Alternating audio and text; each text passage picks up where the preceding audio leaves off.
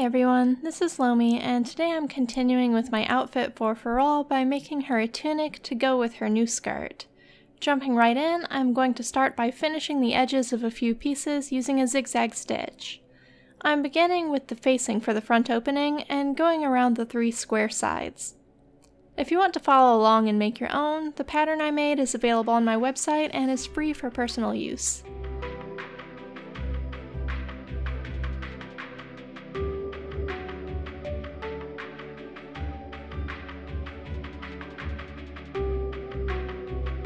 I've got my handy little thread nippers. I'll be trimming everything as I go along. Next up is a back piece. This is one of few garments I've designed for larger dolls that has a rear closure. I don't usually like rear closures on stuff like this because it looks less realistic, but the Feeple65 has such an exaggerated figure that there's no other way to get something like this on. We'll finish the straight edge of the center back with the zigzag stitch, then turn the piece around and finish this little flap thing on the bottom of the back side, just up to where it nips in. Both pieces for the back get finished this way.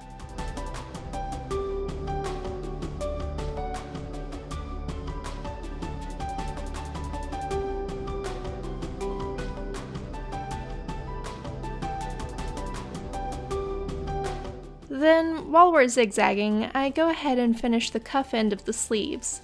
Both sleeves, one right after another. Doing things in a chain assembly can make it faster sometimes. Then, like I did on the back pieces, I finished the little side flaps on both sides of the front piece.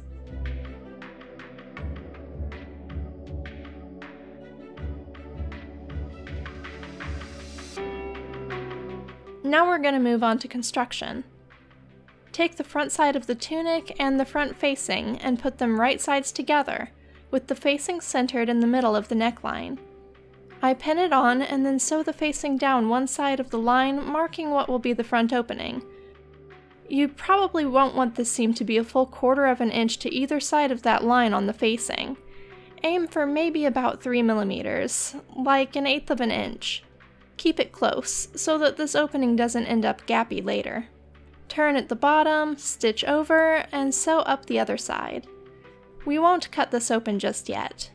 Instead, we'll move on to the back pieces, folding the long, straight edge that forms the center of the back end by about 1/4 of an inch, and sewing this down to make a nice hemmed edge.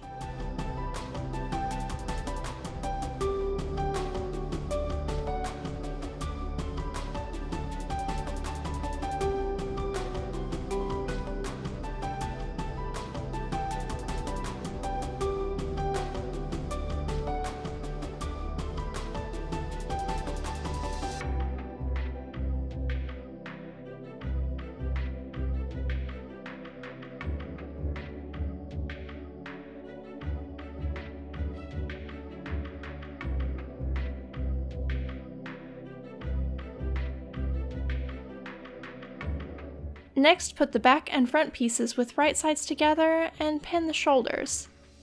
You can see the facing is still on the right side of the front piece there. We'll get to that.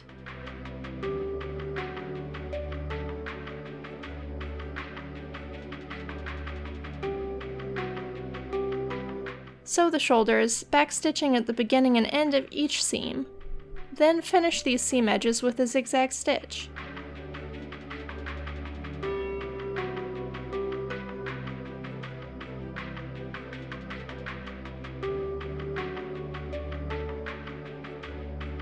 Now that we're in a good position to iron the shoulder seams and front facing, go ahead and cut open that slit in the front that creates the front opening.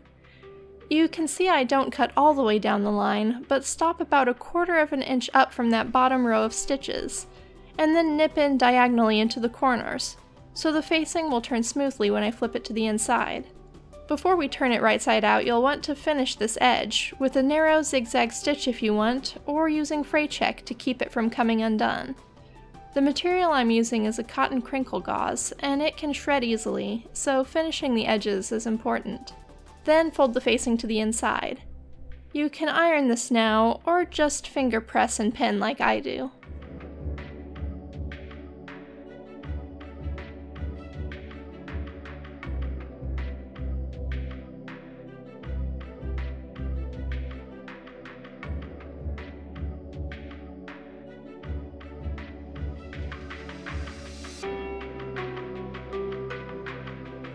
Next up, we're back to the sleeves. The cuff is already finished with a zigzag stitch since we did a bunch of edge finishing, so fold the cuff in about 1/4 inch and sew it down to create a nice hemmed cuff.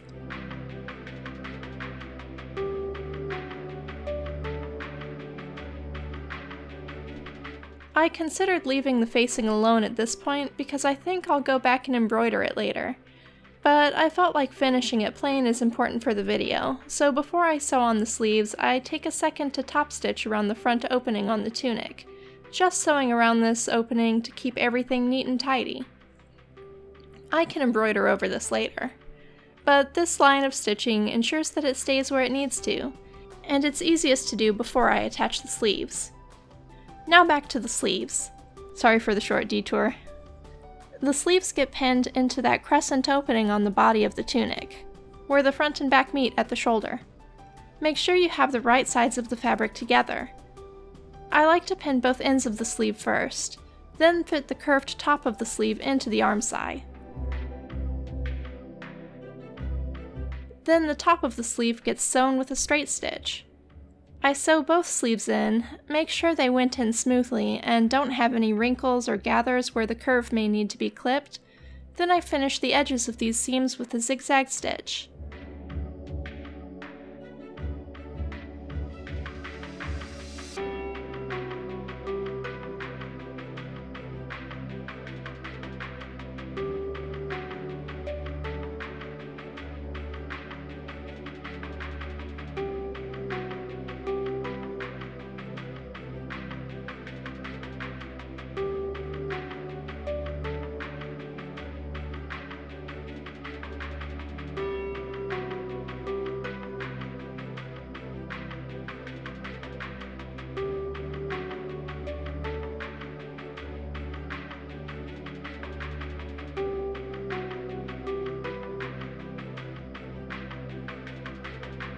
Next, where is it?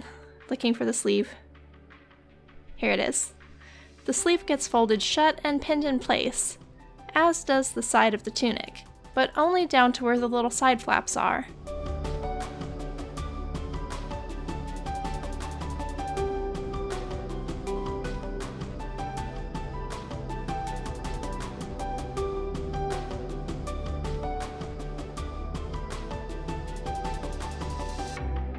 I start at the end of the sleeve, backstitch to lock my stitches and prevent raveling, then sew all the way up the sleeve, turn in the armpit, and sew down the side to the top of those flaps with the finished edges. At this point I backstitch again. This leaves the little side flaps open for now. I finish the other side of the tunic the same way, and then finish both sides with a zigzag stitch.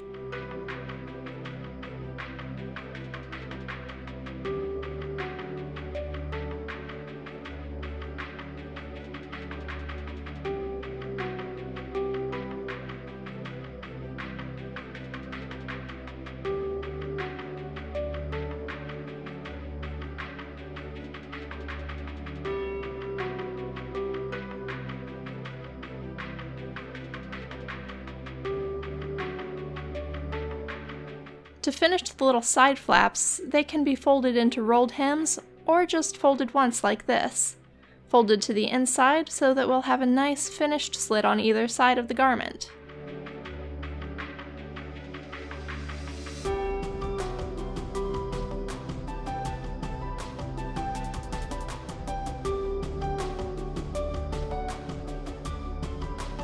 I sew up one side of the slit, turn at the top, and sew across to the other side, then sew down that side to finish the opening. This gets repeated on the other side of the tunic the same way.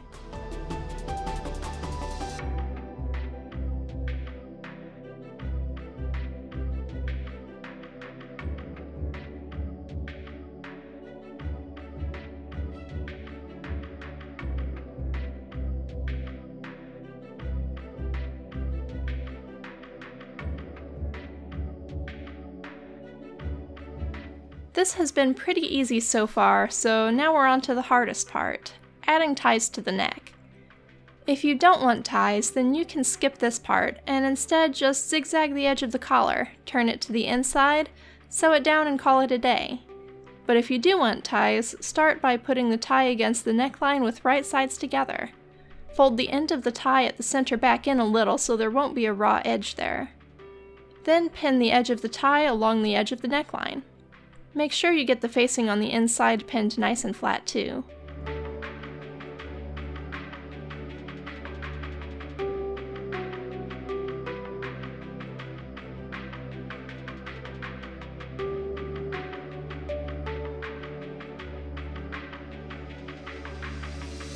This gets sewn to the body of the tunic with a straight stitch, backstitching at both ends since this will get pulled on a lot and needs to be strong.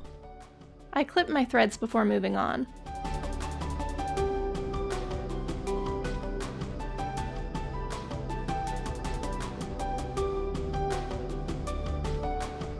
The top edge of the tie now gets folded to the inside, where it will butt up against the raw edge we just completed. Then fold over again to create a really narrow 1/4 inch collar. This can be difficult to fold because it's so small, so take your time. This is more time consuming for me than any other step in this process.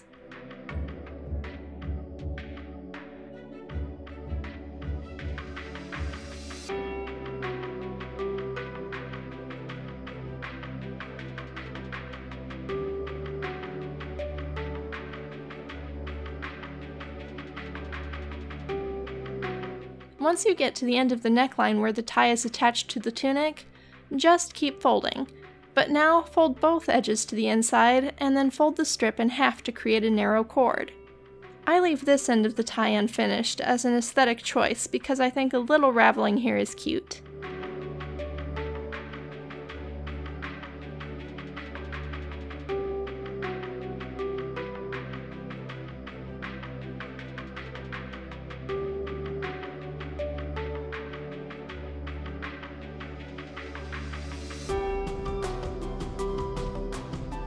I start at the end of the tie and sew up the cord and across where it joins with the neckline, backstitching at the very end. This is the same for both halves of the collar.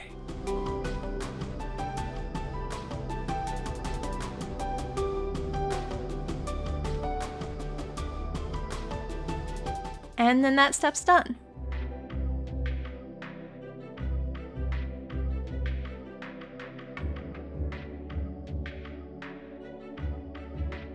The last step in construction is to finish the bottom edges of the front and back pieces with a zigzag stitch.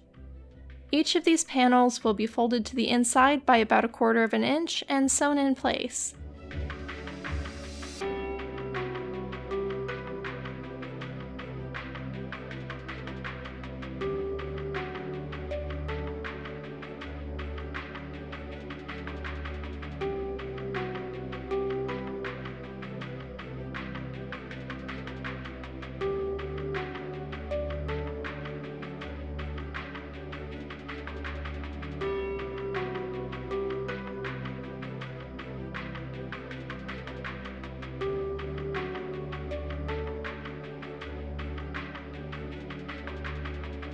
Once the front and both halves of the back are sewn, construction is completed.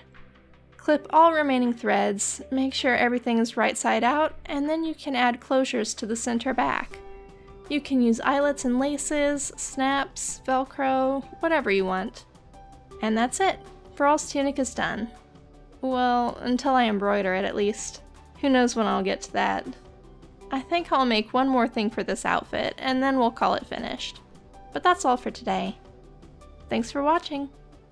Bye.